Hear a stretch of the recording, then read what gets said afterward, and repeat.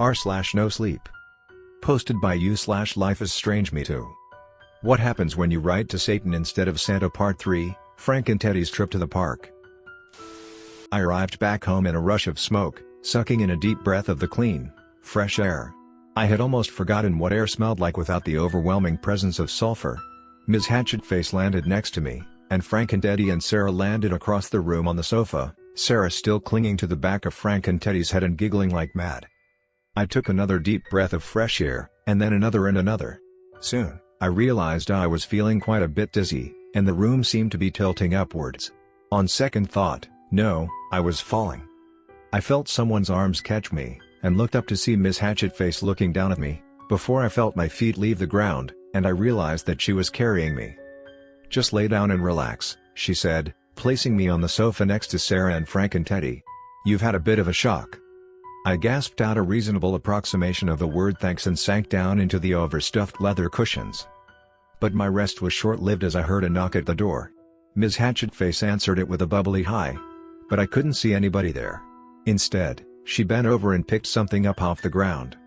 "Oh, Mr. Rogers, you've gotten another letter from Satan." She handed the letter to me and, with a sinking feeling in the pit of my stomach, I opened it. "Dear Dan. Your name is Dan, right? I'm really bad with names.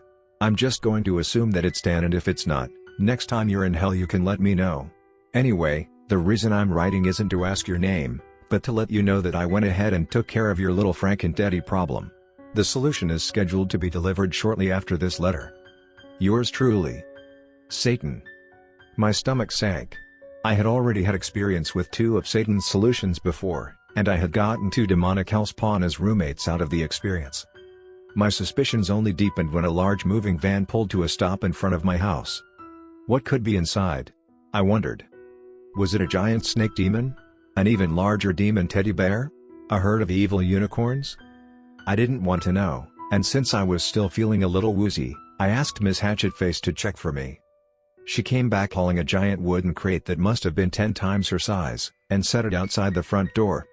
"How do we get it in?" she asked me. I slowly shook my head. "Try the garage," I croaked out. "Oh, that's a good idea," she giggled, hauling the crate up as if it were full of feathers. I heard the sound of grinding metal come from the garage, and I quickly found my feet and rushed outside. I saw Miss Hatchetface half squatting, shoving the garage door up with her bare hands. She threw it into the open position and stood grinning with her arms crossed, admiring her handiwork. "Wow, that door was pretty heavy," she said. "Humans must be stronger than I thought." "There's a remote," I replied. "A what?" "Never mind." "Okay," she giggled. "We'd better get this crate inside and crack it open." My urge to be a gentleman and help her lift the crate was not quite as powerful as my urge to not get a hernia, so I let her move it in herself. When we had gotten it inside, she grabbed hold of one of the wooden sides and tore it off with such force that it hit the wall behind her and shattered into sawdust and splinters. "Oops," she giggled. "Sometimes I don't know my own strength. Hercules is a distant ancestor." "Right," I said, too preoccupied with the contents of the box to concentrate on what she had said. "Is that what I think it is?" I asked. "Ooh, it sure is," she replied. "Wow, Satan must really like you, these are rare." Inside the box was a tangled mess of black branches and dark purple leaves. The leaves formed little spirals at the center of which rested large, orange, pine cone-shaped fruit. Only, it wasn't actually fruit, it was Cheetos. I reached out and snapped off one of the Cheeto fruit, and a new one instantly sprouted out of the circle of dark purple leaves surrounding the bud. "So it's a Cheeto tree," I said. "Yep." "Well, alright." I turned around to head back inside when I saw Sarah and Frank and Teddy ambling down the sidewalk hand in hand. Well, hand in paw. "Hey!" I shouted after them, sprinting as I tried to catch up. By the time I managed to get in front of them, I was out of breath and leaning over with my hands on my knees. "Where, giant teddy bear, neighbors?" was all I managed to gasp out. "I think he means you should go back inside so that the neighbors don't see you," I heard Miss Hatchetface's voice say from behind me. I nodded my head vigorously in agreement. "I cannot abandon my charge to the wild dangers of the suburban neighborhood," Frank and Teddy boomed. "I shall accompany her on her quest, no matter the danger. And together, we shall go to the park and catch, fries. They're called butterflies," Sarah giggled. Butterflies. That does not make sense.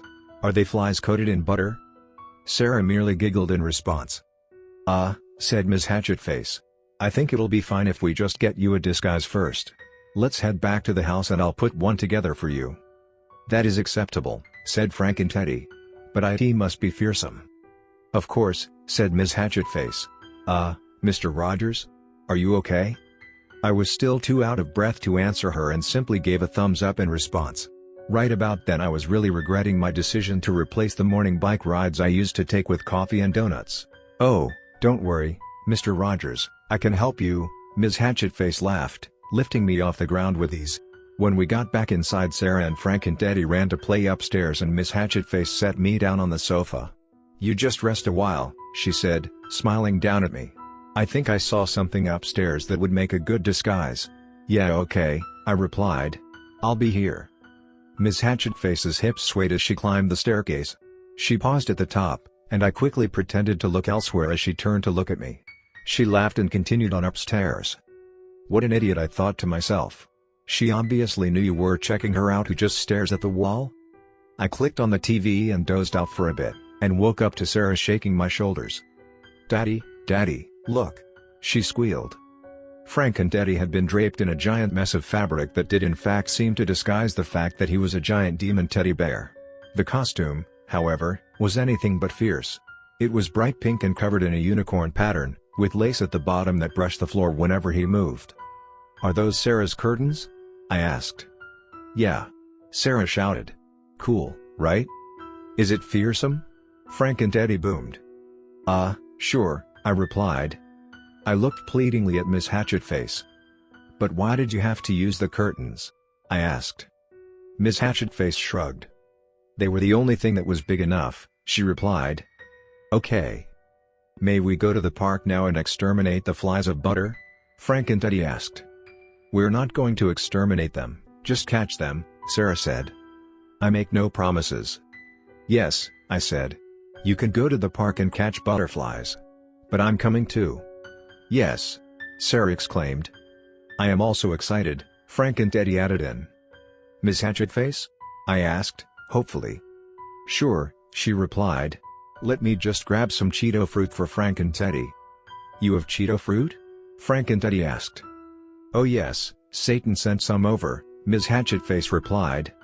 I am exceedingly pleased by this information. Soon, we were all on the way to the park, my trunk crammed to the brim with cheeto fruit, me trying to keep my eyes off Miss Hatchetface in the passenger seat while Sarah bounced around excitedly in the back seat with Frank and Teddy.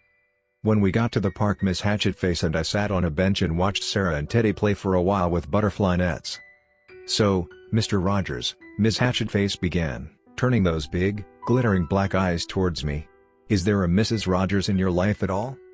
My tongue began to feel cumbersome and clumsy, as it always did when Miss Hatchetface looked at me with those eyes. No, not anymore, I managed to choke out. Really? What happened? She passed away shortly after Sarah was born. Oh my. I'm so sorry, I didn't mean to bring up something so painful. No, it's okay, I said, you didn't know. Let's change the subject, she said, her eyes shifting themselves to the ground. What do you do for a living? I'm a writer, I replied. Oh really? That's so amazing. I think everybody's wanted to write a book at some point, but most of us never actually do it. Well, in a way, I said, it was my wife's death that inspired me to start writing. Oh really? How so? Well, stories have structure, I said. There's good guys and bad guys, and, well, when bad things happen they usually happen for a reason. Like, the character is being punished for something bad they did or something. But in real life, they just happen because they happen. I guess I just wanted a break from real life. I looked up to see Miss Hatchetface's big black eyes had grown moist around the edges. We stared at each other in silence for a moment. Then there was a scream, and the moment was over. We both jumped to our feet and rushed towards Sarah to see her sitting on the ground and crying while Josh, the neighborhood bully, was pulling the wings off her butterflies and laughing. I saw a pink blur in my peripheral vision, and I realized it was Frank and Teddy as he scooped the boy off the ground by the back of his shirt and began to shout at him in his crackling baritone. You are not permitted to harm the Princess Sarah's flies of butter, he boomed out so loudly that Josh covered his ears with his hands. You will apologize to the Princess Sarah and then I shall send to hell forthwith so that you may be judged for your sins." "Please, God, no!" Josh shouted. "God will not save you from the Dark Lord Satan." But Sarah did save him.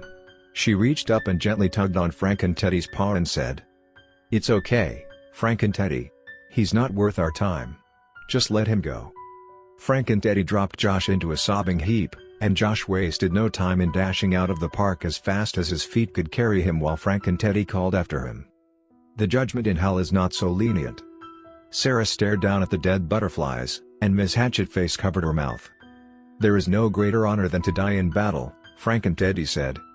"Yeah, I guess so," Sarah replied, sounding unconvinced. "I believe that I have detected insincerity in your voice.